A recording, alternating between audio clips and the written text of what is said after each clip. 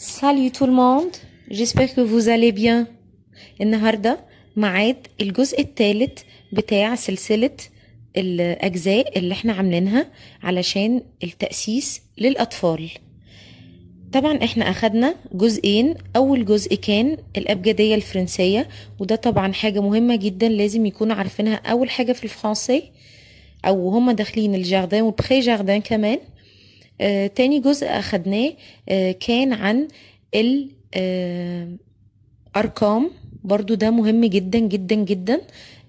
ازاي يبقوا حافظين من 1 jusqu'à 20، من 1 لحد 20. تالت جزء بقى النهاردة هنتكلم فيه عن ازاي يعرفوا يقدموا نفسهم، او كمان بيبقى الكيستيون دونتروتيان، الأسئلة بتاعت المقابلة أو الانترفيو اللي بيتعمل في الإيكول أو في المدرسة لما بيدخلوا.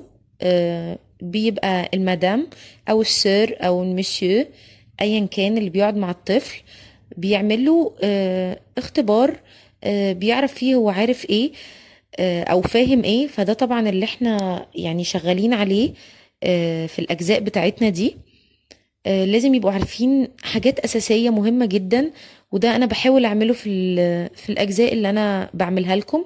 من ضمن الحاجات دي بقى النهاردة كيستيون دونتروتيان، أسئلة الانترفيو المقابلة، أو إزاي يعرفوا كومون سو بريزونتي، إزاي يعرفوا إن هم يقدموا نفسهم. طبعا أول حاجة لازم يعرفوا يقولوا اسمهم، دي حاجة مهمة جدا جدا جدا. أول حاجة المدام أو المسيو هيسألها comment tu t'appelles، comment tu t'appelles، ما اسمك أو ما اسمك أو ما اسمك، اسمك إيه؟ فالبنت أو الولد بيردوا je m'appelle أليس، اسمي هو أليس مثلا. أو je m'appelle علي، اسمي هو علي. je m'appelle Alice ou bien je m'appelle علي. ده سؤال مهم جدا جدا لازم يبقوا عارفينه وهم داخلين الانترفيو بتاعهم او الانتروتيان. لازم يبقوا ده اساسي، يعني حاجة اساسية. comment tu t'appelles، je m'appelle، وبنحط اسم الطفل او الطفلة. اوكي. تاني سؤال quel âge as-tu، quel âge as-tu، عندك كام سنة أو عندك كام سنة؟ بنقول j'ai 3 ans، j'ai 3 ans، عندي 3 سنين، أو j'ai 4 ans، 4 سنين، حسب طبعا عمر الولد. j'ai 3 ans أو j'ai 4 ans. يبقى المدام أو المسيو بيسألوا quel âge as-tu، كم عمرك؟ بيقول j'ai 3 ans ou bien j'ai 4 ans.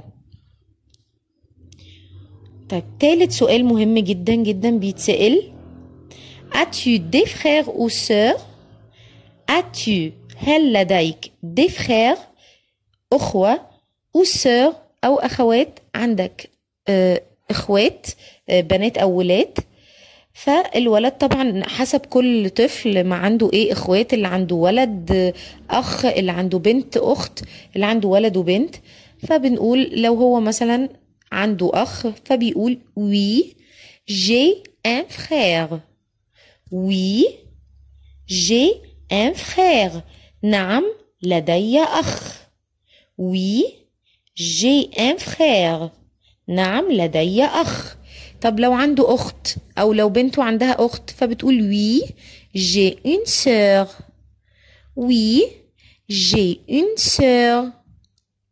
طيب لو عندها أكتر من أخ، لو البنت عندها أكتر من أخ فبتقول oui j'ai 2 frères، oui j'ai 2 frères. لو الولد عنده أكتر من بنت أو من أخت فبيقول oui j'ai 2 sœurs، 2 سور اخوات بنات. طبعا فخير ولاد، سور بنات. حسب احنا بقى نعلمهم.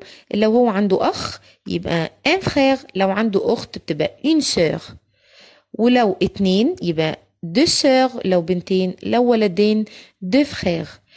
او اخت مثلا ولد وبنت يبقى اون سور، وي جي une sœur et un frère. حسب طبعا كل ولد أو كل بنت وعدد إخواتهم إيه.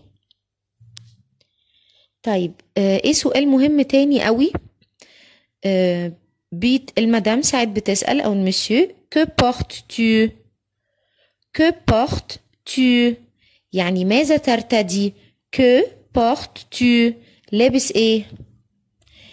طبعا بيرد بيقول حسب اللبس اللي هو لابسه. مثلا je porte أنا porte ألبس أو أرتدي un pantalon أنا بقول حاجة عامية طبعا الأطفال كلها يعني أكيد بيلبسوا بنطلونات، يبقى je porte un pantalon et une chemise والشميز عليه يبقى je porte un pantalon et une chemise.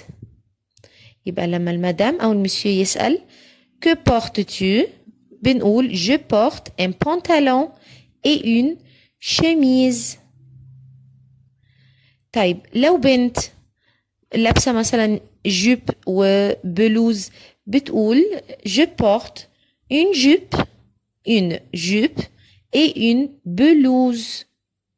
Je porte une jupe et une blouse.